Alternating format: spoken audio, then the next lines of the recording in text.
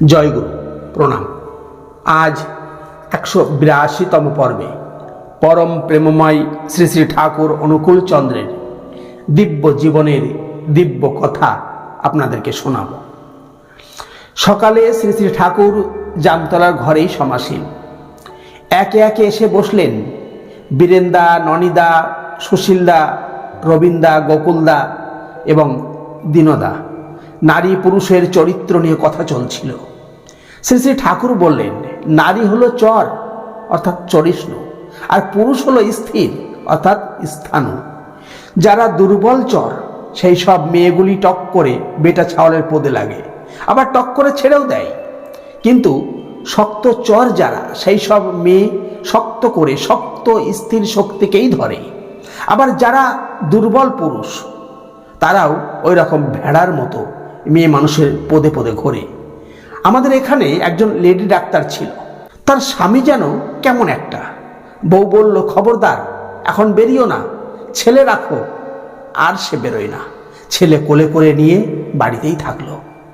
সবল স্থির শক্তি যে তার কাছে দুর্বল চরশক্তি দাঁড়াতেই পারে না। যেমন একটা মেয়েকে যদি নেপোলিয়নের বউ করে দেওয়া যায়, তবে সে একেবারে হেগে মুতে দেবে না।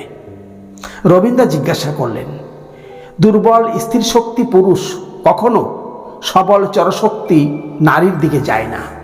শ্রী শ্রী ঠাকুর বললেন, যাই, গেলেও ভেড়ার মতো থাকে।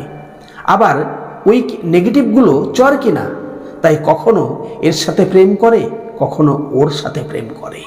সুশীলদা জিজ্ঞাসা করলেন, তারা কখনো স্থির নয়, অতএব তাদের সন্তানগুলিও তো অস্থির প্রকৃতি হবে?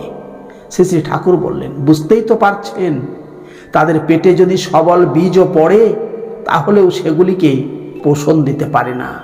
ওইসব মানুষের একখানা পা ফেলানো দেখলেই তার রকমগুলি অনুমান করা যায়। ননিদা জিজ্ঞাসা করলেন, আচ্ছা, বিয়ে করাটা কি পূর্ণ মনুষ্যত্ব লাভের জন্য প্রয়োজনীয়? শ্রী শ্রী ঠাকুর বললেন, হেল্পফুল অর্থাৎ সাহায্যকারী হয়। ওই যে আছে, ধর্ম বিরুদ্ধ ভূতেষু কামহস্মি ভরতর্ষভ। বিবাহটা ধর্মের অবিরুদ্ধ হওয়া চাই। এমন সময় হরিনন্দন প্রসাদ এসে প্রণাম করে দাঁড়ালেন। শ্রী শ্রী ঠাকুর বললেন, এই হরিনন্দন শক্ত আছে, আগে অনেক মদ খেত, কিন্তু একদিনেই মদ ছেড়ে দিয়েছিল, তাই না? হরিনন্দন দা সম্মতি জানিয়ে বললেন, হ্যাঁ, একদিনেই। শ্রী শ্রী ঠাকুর বললেন, ও যে এখন কত লোকের মদ ছাড়াতে পারে তা ঠিক নেই, কারণ মদ খেতে কেমন লাগে, ছাড়লে কেমন লাগে, তা সবই ওর জানা আছে। প্রিয় পরম যাদের স্বার্থ, সেই সব মানুষ হয় বিচারবান, রোখালো। আর ওখানে যারা দুর্বল, তাদের এক ঠোকা দিলেই কোথা থেকে যে কখন কি বেরিয়ে পড়ে ঠিক নেই। প্রবৃত্তিগুলি অবদমিত হবে না, অধীন থাকবে পোষা ভাল্লুকের মতন। হাত দিয়ে ভাল্লুকের দড়ি ধরে নাচাবার মতো ভঙ্গি করে মুখে ওই রকম সুর করে বলছেন শ্রী শ্রী ঠাকুর, ভাল্লুক নাচাই যেমন করে, এই কম্বর ডোলে কম্বর ডোলে কম্বর ডোলে, এরকম করে প্রবৃত্তিকে নাচানো চাই।